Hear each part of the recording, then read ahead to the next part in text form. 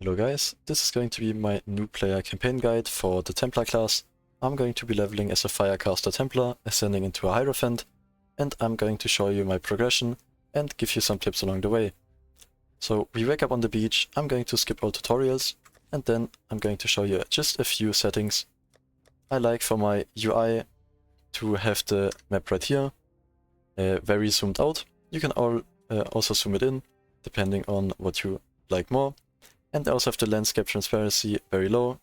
You can make it a bit higher, so you can see the nature and stuff like that. Another important thing is down here for gameplay. You should really have show mini life bars on enemies on, and maybe also for you. This is just good quality of life, helps you get more information on the game. And then for game, I would recommend you to download a loot filter. This really helps to know which items are worth picking up and which are not. Just Google neversink loot filter and then follow his regular loot filter, and that will be good enough. So I'm going to talk to this dying exile right here, kill the corpse that is attacking him, and then I picked up the first skill gem. Skill gems in this game, you can socket them into your equipment, and then you get them on your bar down here. I'm going to put it on W, since I like attacking with W, and then I'm going to put move only on my left click, so I can move with left click. As we walk down the beach, we are going to find a chest, and that chest is going to have our first support gem, hollow support. Now, since these two sockets are linked to each other, by this thing in the middle right here, we can put the support gem in here, and now as you can see there's this little symbol up there. Now our Holy Strike is supported by Hello Support, and it has some extra effects. As we walk down the beach, we are going to encounter Hillock. He's the first boss. You can just move counterclockwise, attack once, move a bit, and then all those attacks should miss. When your mana gets low, just press your mana flask, and then he should be dying quite quickly. Now, when he dies, you will get your first passive point and some loot. Just pick all of it up, and then I'm going to go into the passive tree and take some increased damage and mana. Now we go into the town, and right here I'm going to look for any items that might be useful. We already have gloves. I don't really care for the magic rarity. I'm just going to sell these items for some currency shards, and then I'm going to talk to Tarklev up here, and he's going to give us rolling magma. This is going to be the main skill we use for the first few acts, or the first two. And then here you're going to press purchase items, and look for any, preferably body armors that are free linked. So right here these are 3 sockets and they are all linked. I'm going to buy this up, and then I'm going to look for some boots with movement speed. Sadly there's no boots with movement speed, but I'm also going to pick up a shield right here. So the main thing you just want from this vendor is this free link. You can also get it on your helmet or your gloves, for example. These boots would also work. They are also free linked, so get any free link armor piece, preferably gloves, body armor, helmet or boots. And then you can move on to the coast. Now, as we are a Firecaster, I'm going to remove the Holy Strike and the Hello Support, because these are just tutorial gems that you get on Templar, and I'm going to socket in Rolling Magma into our body armor, because this is going to be our main damage skill, as I said. And now I'm also going to, right here, put always attack without moving. Just press that. This will allow you to cast your spells instantaneously. Otherwise, you sometimes have to like move a bit with your character before you get into range, and it can lead to you getting stuck. So I would recommend checking this option on your main damage skill. Now this area you can just move through. You don't really have to kill anything. We are just looking for the mud flats. And this is a very interesting layout. I think I have to go down.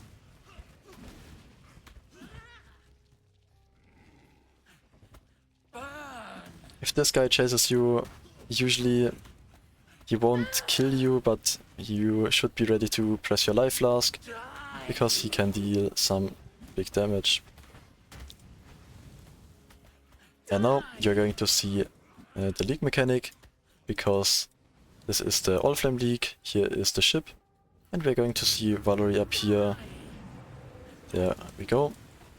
She's the NPC for the league mechanic. I'm just going to talk to her really quick to activate it, but we don't have to interact with it yet. So I'm just going to visit the Sovereign, talk to her, and then this is the league mechanic and you can interact with it later on. I'm going to head back to the coast, into the Mudflats. This is just one of the many league mechanics that this game has, and they get introduced to you during the campaign. You really don't have to interact with them. Later in the endgame you can just choose which one you like and then do that, but for now they are really irrelevant. So in this area these enemies are very dangerous. They can charge at you and stun you, so I like to kill them before I pick up these items. In this area you will have to pick up 3 of these corals at the exclamation marks on the map. And there's always going to be some of these mobs guarding it. It's usually a good idea to kill them before they get annoying.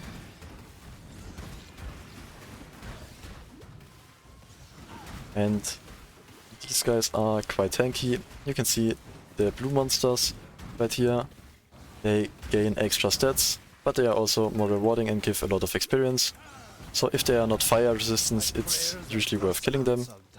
I leveled up again. I'm going to grab some more increased damage and mana, and then hopefully not get ambushed while I grab this coral. The last one seems to be down to the left. Yeah, and as you can see they deal a lot of damage, especially when they stun you. This zone is very rippy, especially at an early level, but it should be manageable.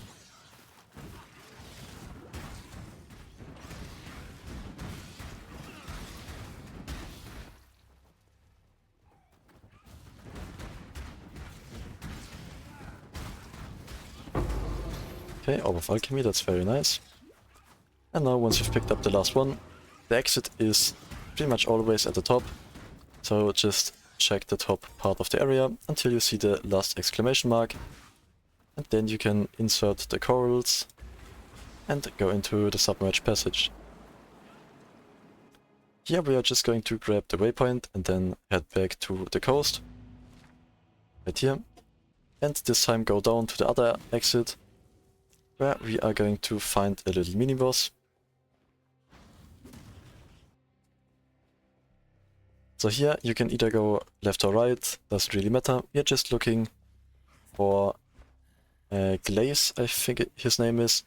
He's a boss, mainly does cold damage, and you should be pretty careful when he casts his Cascade skill, because that can freeze you, slow you down, and then if there's always other enemies around you, they can just surround you and deal a lot of damage.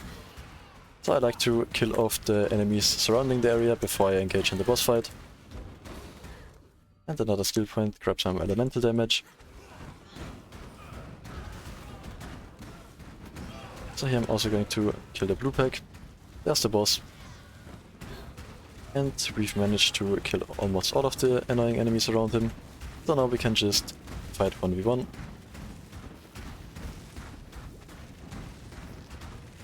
And when he tries to read your inputs, so just moving left and right is usually the way to go.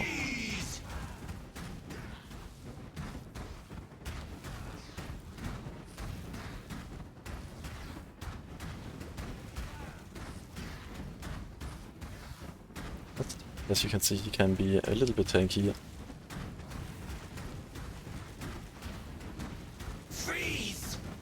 And when he dies, he will drop a medicine chest. We're going to pick that up.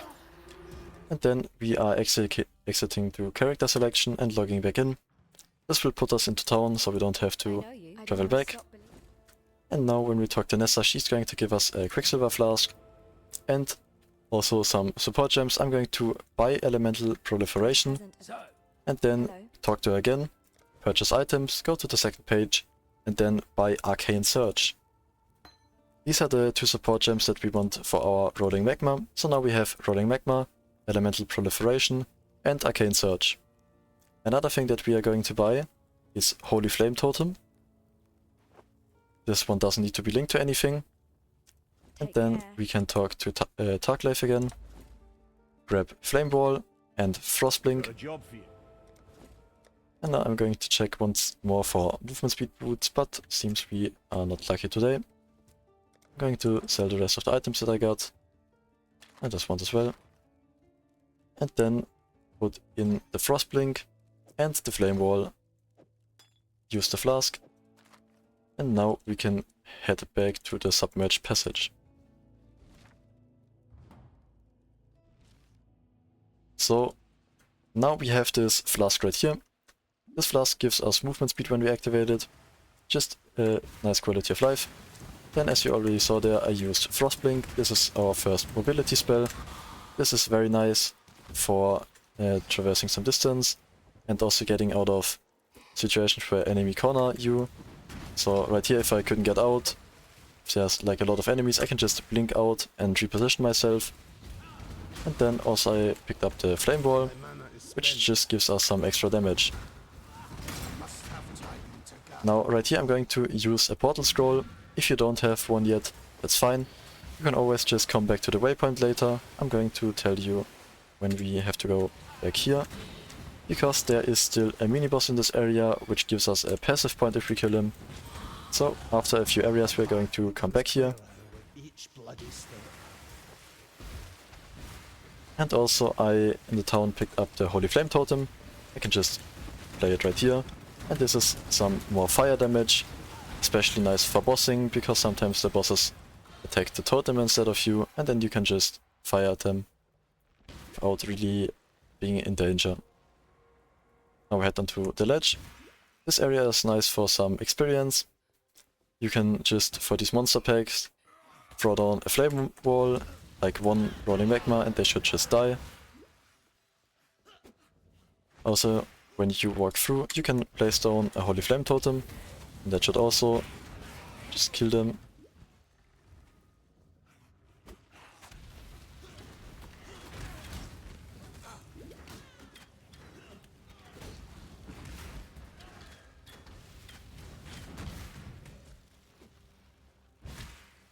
And we are right now level 5, the area level is level 6. In the first act it doesn't really matter, but generally you want to stay within 3 levels of the current monster level or the area level, just so you don't get underleveled and become kind of like stuck at some point in progression.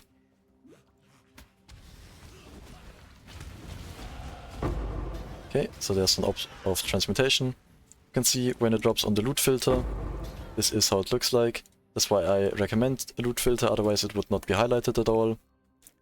And it just shows you the items that you want to pick up, because later on we are going to buy some items or gems with these orbs of transmutation. So it's very nice that they are dropping this frequently.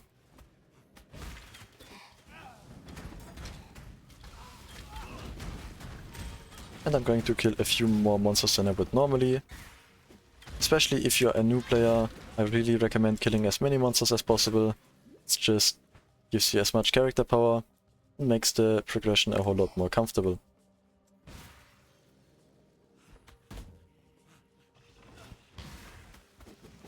Okay, so now we are almost at the end of this area. The next area is going to be the prison, but before we progress into the prison, we are going to head back to town and then go into the portal I set down earlier to get back to the Submerged Passage and fight the mini-boss right there. I think it's called the Dweller of the Deep. So for this area, the climb, this is the area leading up to the prison I just mentioned. You just want to go up as much as possible. If there's a ledge, just go up, and that will lead you the right way. Another thing with Frostblink, your mobility spell, is that you can travel up ledges, which is very nice. This lets you skip a little bit of walking sometimes. And here, the symbol on the map is Legion. This is another League mechanic. You don't have to interact with it. Just tries to the game just tries to introduce everything to you. But it's totally unnecessary for the campaign. Another level up, very nice.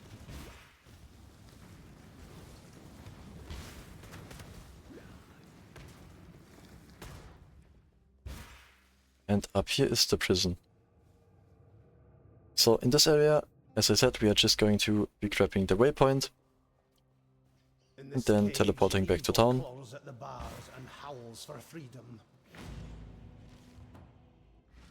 And there is the passage, or the portal to the passage.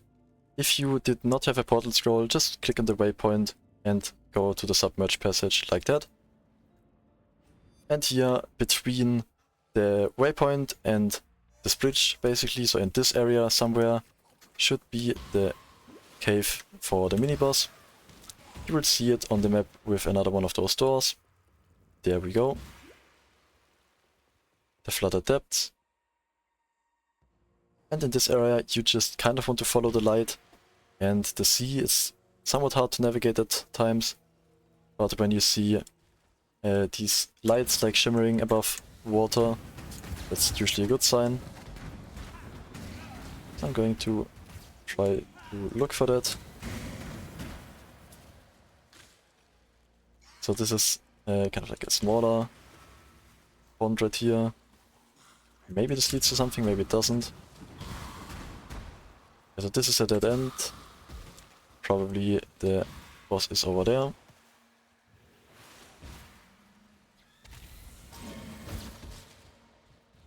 And also these bridges right here across the water are a good sign.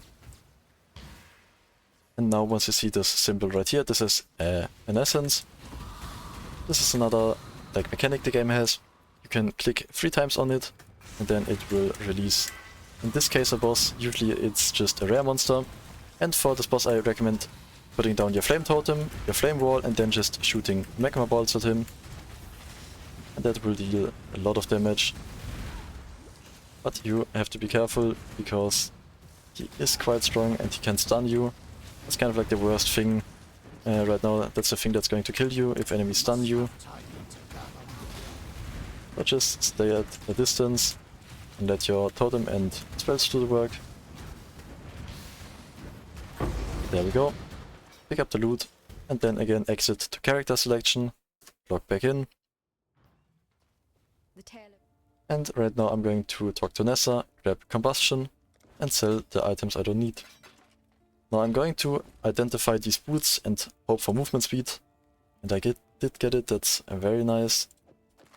Just makes the progression a bit faster. Then we talk to Tarklef again. He's going to give us a skill point for killing the crab. And now I'm going to take precision in the next level up. And I headed back to prison. For this area, at first you want to go to the right direction, because there can be a Trial of Ascendency. If you don't know what it is, I will explain it when I find it. Should be in this area. There we go. There's the Trial of Ascendency. And basically, if the trial is very close, usually if the trial were like there at the very beginning, then the exit would be at the opposite area. However, now the trial is right here. And these trials, we have to solve 6 of them to get our first Ascendancy. And these are just some like little puzzle areas you have to solve. The traps are not really that dangerous, as you can see. I just walked right into them. They don't really take that much damage. And you can just press your life flask, then you're pretty healthy again. The main thing you want to do in these areas is just get to the end and then press on this trial flag right here. In total we have to find 6 of them for our first Ascendancy, then we can enter the labyrinth for the first time. Then we have to do another trial and then we can ascend. Now here, the upper prison, next area. Here there is kind of some rules on how you can navigate the area, but it's pretty difficult, so I just usually go for one direction and hope it works out.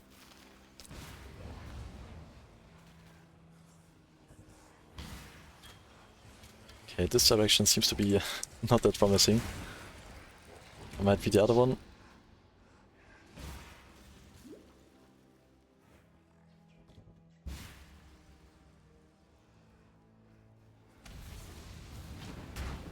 And in this area you really want to reach level 8.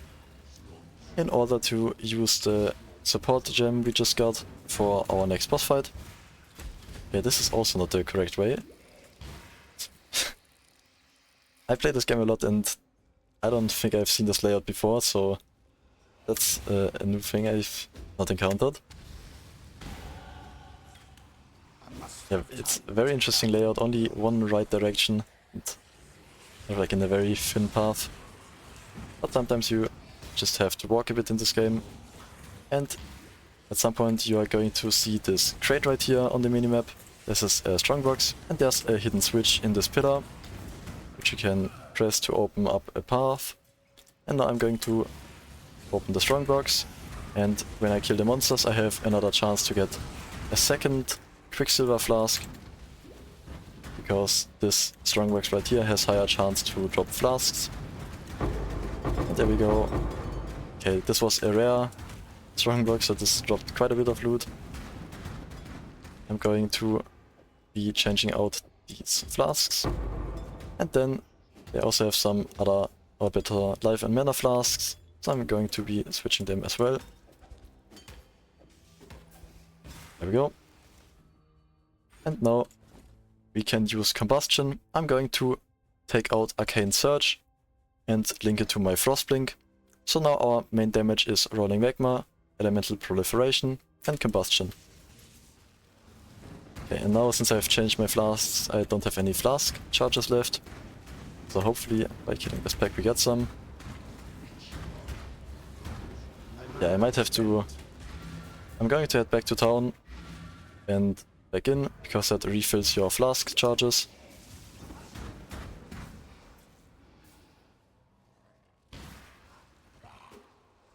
And there's the exit to the Warden's quarters. And this is leading up to another boss fight. This is going to be like the first kind of big boss fight of the campaign. This is Brutus. He's not the end boss of Act 1, but somewhat close to it, I would say, in terms of difficulty. The main things for him is that he has a big slam that can kill you. It sends out a shockwave, and that deals a lot of damage, so I will try to show you how that looks like. There we go, he's trying to pull me, and this is the shockwave. As you can see, maybe I won't damage him for a second and kind of show you his mechanics. So this is this shockwave I was talking about. Yeah, he has his grab. Yeah.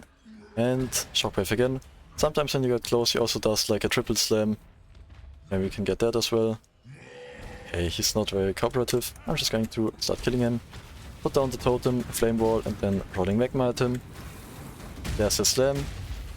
He's going to stand still and slam 3 times for some pretty big AoE.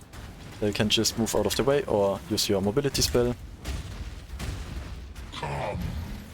And also for him, if you run out of flask charges, you can just open up a portal scroll and go back to town, refill your flask charges and come back.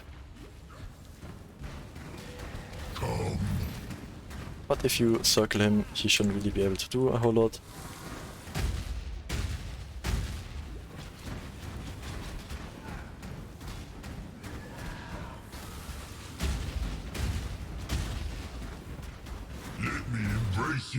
And there we go. Pick up his loot. And he actually dropped a unique item. That's very nice. I'm not going to use it because I don't want to make this video unrelatable. But obviously if you get a nice item that's beneficial to the build, you can always use it. Okay, so now for this area we want to look right from the path. The edge right here can also be to the left. It's usually to the right, but in certain cases it's to the left of the path. So this is the path right here, and then when you see the ledge, this is the direction you want to go in. And then at some point in the right wall there's going to be this opening. And you can follow this until you see another passage. So now we are in this open area right here. And in some corner there's going to be another passage right here. I think we found it actually. This might be the correct passage. Okay, it seems like it. Okay, this actually just led to a wild side area. Just another weak mechanic. So we are going to look for another passage. There we go. And again, I'm just throwing down a flame wall occasionally and casting a rolling magma to get some of the mobs, but I'm not full clearing.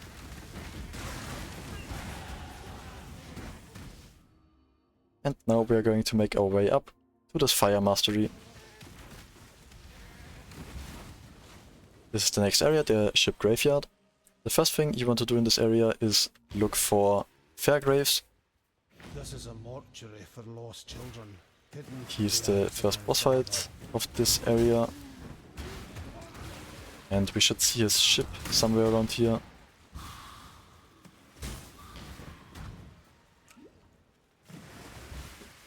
Okay, I think that's the arena. Very nice. Just throw down your totem again, flame wall and rolling magma. He also spawns a lot of monsters, but luckily our totems and fire spells to AoE damage. Temptation may turn even the noblest of men. I should take heed. Okay. And now we actually also dropped an amulet, that's very nice. Going to identify that and equip it. Now these things right here, these are shrines. I recommend always clicking them, they just give your character some temporary buffs.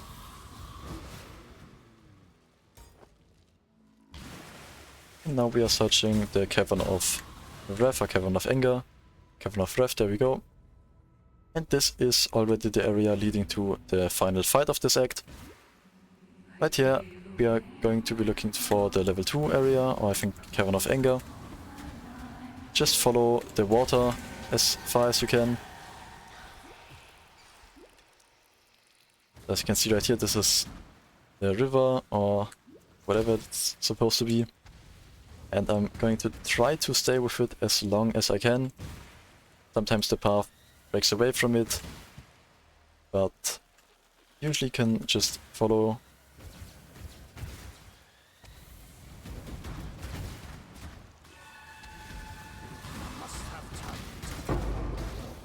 And there's the exit, very nice.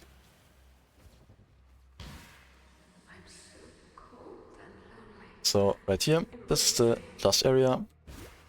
At the end of this area will be the final boss fight of Act 1. She primarily does cold damage, so if at any point in the fight you realize that she's doing a lot of damage or you're struggling with the fight, then you can always go back to town, and Nessa usually sells some cold resistance rings, which can help a lot, but the fight shouldn't be much of an issue. And also if you die you just respawn right here, so you can just try again and her HP stays the same, so I don't have to start all over.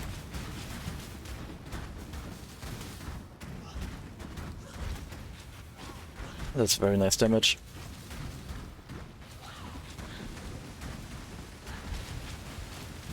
For her first phase she's just going to do these projectile attacks where she shoots cold projectiles at you. First you just kind of have to dodge. Then she also can rain cold projectiles from the sky. Just move out or dash. Then when she spawns these ads, you can also kill them for some flask charges.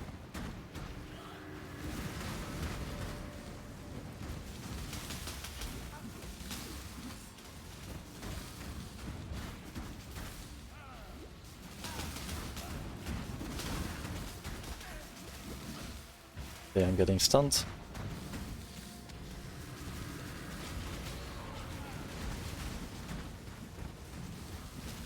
My mana is spent. And now we get into phase 2. This is a 2-phase fight. And for phase 2 she mainly has 2 attacks, I would say, that are like worth mentioning. I guess that's the passive attack of all of these tornadoes right here. Just don't stand in them. And then she shoots these water walls. Okay, kind of laggy. These water walls right here, you can just move left to right and they will not hit you. And then she can also do a scream attack. Okay, I died. Just go back in, no big deal. And The scream attacks only really happen when you are at close range. Maybe I can show you how that looks like. There we go. When she does the scream, just move out. Otherwise just hit her over and over.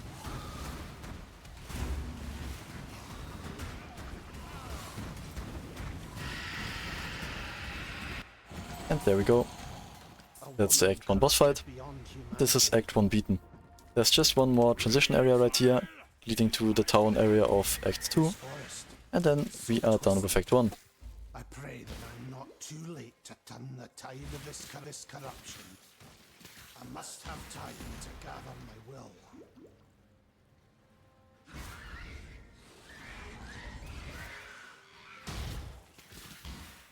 Alright, and this is the entrance to Act 2, the forest encampment. And this is where we are going to continue in the next episode.